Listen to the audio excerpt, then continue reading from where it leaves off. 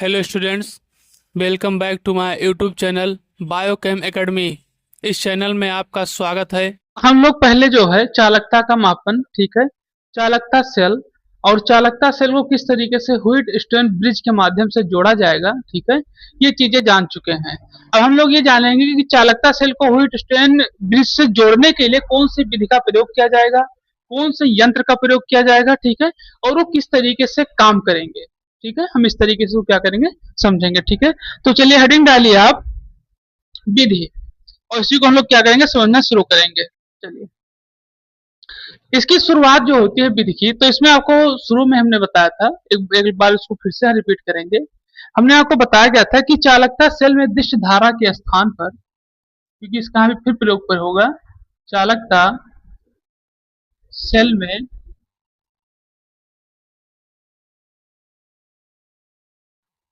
दिष्ट धारा के स्थान पर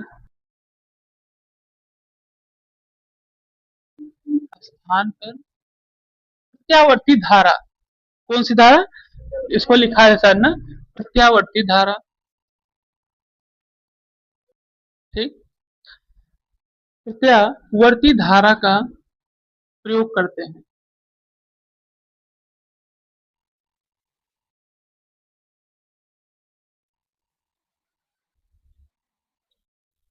ठीक है, तो यहाँ बताया जाता है कि इसकी विधि में जो इसका हम लोग प्रयोग करेंगे, मतलब विधि यहाँ समझेंगे इसको, तो हमें बताया गया था कि चालकता सेल में दिष्ट धारा आपको बताए थे क्या होती है ये। ठीक है, क्यों अर्जुन बताए थे, नहीं बताए थे, इसको नहीं बताए थे, दिष्ट धारा हम नहीं बताए थे। ठीक है, और साथ ही साथ इसमें के स्थान पर प्रत्यावर्ती धारा का प्रयोग करते हैं। ठीक है, अब तुम तो प्रत्यावर्ती धारा बताए थे नहीं बताए थे? अच्छा, तो बताओ प्रत्यावर्ती धारा क्या होता है। ठीक, तो यहाँ सबसे पहले बताया था विधि के बारे में कि चालकता सेल में दिष्ट धारा के स्थान पर किसका प्रयोग किया जाता है, प्रत्यावर्ती धारा का प्रयोग किया जाता है। ये है व्यवस्था व्हीट स्टोन क्षेत्र की। ठीक, और इसमें और कुछ चीजों का प्रयोग किया जाता है। अब इसका प्रयोग किया क्यों जाता है इसको हम लोग जानेंगे। लिखिए, इसका प्रयोग मतलब किसका प्रयोग, कि एसी का प्रयोग,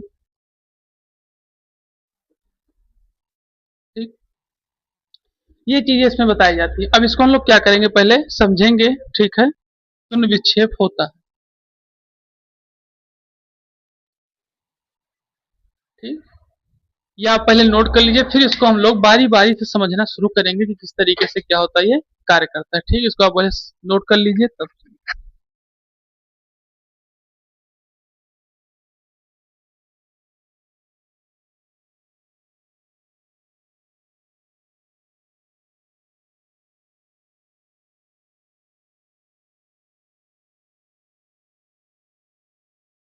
चलिए, नोट हो गया, शुरू करें।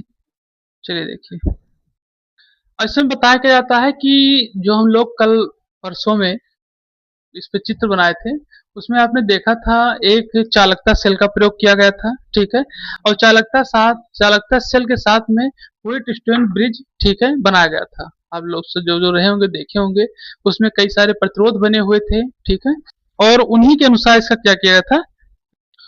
तो यहाँ सबसे पहले बताया जाता है कि चालकता सेल में दिष्ट धारा के स्थान पर, अब दिष्ट धारा क्या होती है इसको क्या बताया जाता है, ये होता है आपका डीसी करंट, डायरेक्ट करंट जिसको कहा जाता है।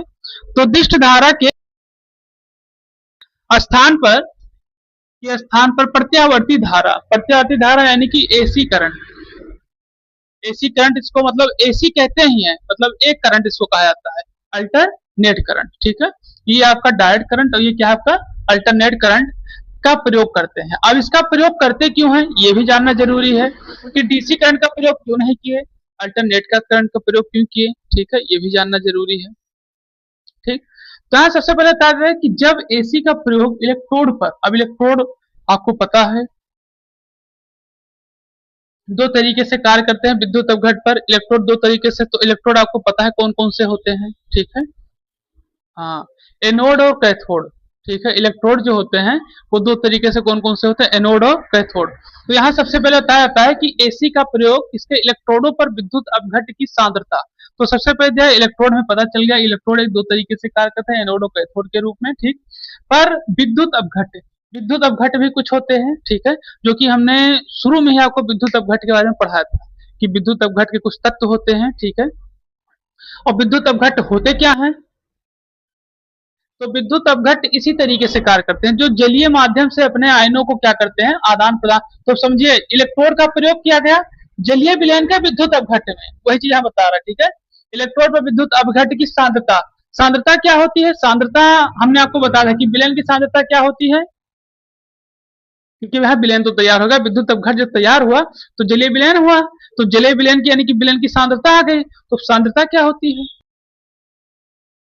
हाँ, निश्चित मात्रा हो, क्या हो? एक निश्चित मात्रा हो, यानी कि अनुपात में हो। अगर वहां पर जलीय विलयन या फिर किसी भी तरीके से जो हमें कोई भी प्रोडक्ट हो जो कि एक तरीके से जलीय विलयन होने के बाद, ठीक है, और विद्युत अपघट पे जब कार्य करेगा तो उसमें सांद्रता ये देखनी रहेगी कि किस तरीके से ये जलीय विलयन पे कार्य करता है। जलीय विलयन पे क्या करता है? कार्य करता है। कैसे? कि जिस तरीके से नमक होगा या केसीएल होगा या एचसीएल होगा, तो जिस हिसाब से आपका नमक, एचसीएल, केसीएल कुछ भी होगा, उसी प्रकार से आपके जलीय विलयन यानी कि जल की जो अवस्था होगी वो तैयार होगी, ठीक है। वही जब उसका अनुपात सही रहेगा तो उसी को सांद्रता के रूप में क्या किया जाएगा? व्यक्त किया जाएगा, ठीक।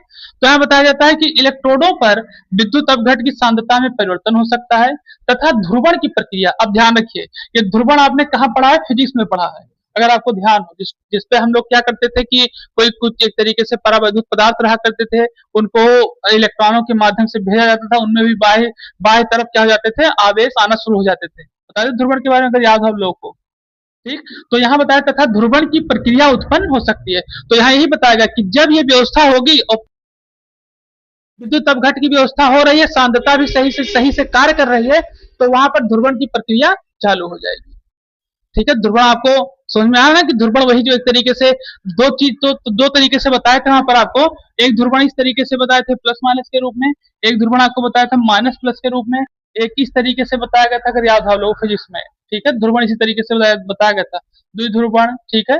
तो यहाँ यही बताया गया कि तथा ध्रुवण की प्रक्रिया उत्पन्न हो सकती है, तो इसीलिए यहाँ पे क्या किया गया है? एसी का प्रयोग किया गया है, अल्टरनेट। और अल्टरनेट करंट से ही ध्रुवण होता भी है, ये भी ध्यान रखिएगा, क्योंकि जो आपके वायरों में करंट चल रहे हैं कौन से करंट है? एसी करंट ही तो है। तो ध्रुवण परावैद्युत पदार्थ उसी में तो लगाए गए हैं। हमने बताया ना इंसुलेटर के बारे में, वो कौन सी रोधी, एक रोधी बताए थे आप लोगों को शायद, इंसुलेटर का जो प्रयोग है उसको क्या नाम था हिंदी में?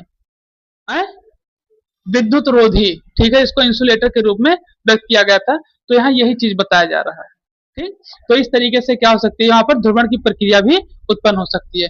फिर आगे क्या बताया जा रहा है कि एसी का प्रयोग व्हीट स्टोन ब्रिज के परिपथ में गैल्वेनोमीटर के स्थान पर शून्य विक्षेप हो सकता है, ठीक है। तो सबसे पहली चीज व्हीट स्टोन ब्रिज, अभी हम लोग इसी विधि के बाद बात समझेंगे, ठीक है। फिर उसके बाद उससे पहले हमें कुछ चीजें यहाँ पे जानना है, क्या क्या चीजें, जैसे गैल्वेनोमीटर, ये क्या होता है? ये स्थान पर शून्य विक्षेप, शून्य विक्षेप क्या होता है? ये सारी चीजें जो है हमें क्या है? जानना है, ठीक है। देखिए, इसमें बताया जाता है कि जो गैल्वेनोमीटर होता है वो उसी तरीका का एक मीटर होता है जो क्या कार्य करता है, तरीके से आपने देखा होगा वोल्ट मीटर होता है, ठीक है, और साथ ही साथ एमीटर होता है। उसी तरीके से आपका क्या होता है? गैल्वेनोमीटर होता है, वही हम देख रहे थे, आपको दिखा रहे हैं। और इसमें जो होता है, तो इसमें जो होता है वो जैसे आपको हमने बताया कि इसमें आपके एम्पियर मीटर आते हैं, वोल्ट मीटर, लेकिन गैल्वेनोमीटर में माइक्रो एम्पियर चेक किया जाता है। ये होता है गैल्वेनोमीटर, ये देखिए, ये गैल्वेनोमीटर होता है। ये इस तरीके से ये दोनों एनोड को जोड़ने के लिए बनाए जाते हैं। ये देखिए प्लस माइनस दोनों एनोड को जोड़ा गया है, और ये होता है एक तरीके से गैल्वेनोमीटर। इसका उपयोग ज्यादातर बिजली वाले करते हैं जो बैटरी वैटरी चलाते हैं, ठीक है। और ये इस तरीके से इसको प्लस और माइनस के रूप में इसको बताया जाता है। जब बैटरी एकदम डाउन चली जाएगी डेढ़ में, तो इसकी सुई माइनस की तरफ आने लगेगी, ठीक। और जब ये प्लस में आती जाएगी तो आगे माइक्रोमीटर के रूप में क्या होगा? ये बढ़ता जाएगा। ये है गैल्वेनोमीटर। तो यहाँ बताया कि गैल्वेनोमीटर के स्थान पर शून्य विक्षेप हो जाता है। तो अब हम लोग जानेंगे कि शून्य विक्षेप क्या होता है, ठीक है। तो आप पहले इसको नोट ही कर चुके हैं, ठीक। तो अब हम लोग इस टॉपिक को थोड़ा और आगे बढ़ाएंगे, ठीक है। चलिए, तब हम बताएंगे आपको कि शून्य विक्षेप क्या होता है। और ध्यान रखिएगा, गैल्वेनोमीटर जो होता है वो कार्य करता है चुंबकीय क्षेत्र पर, ये भी ध्यान रखिएगा।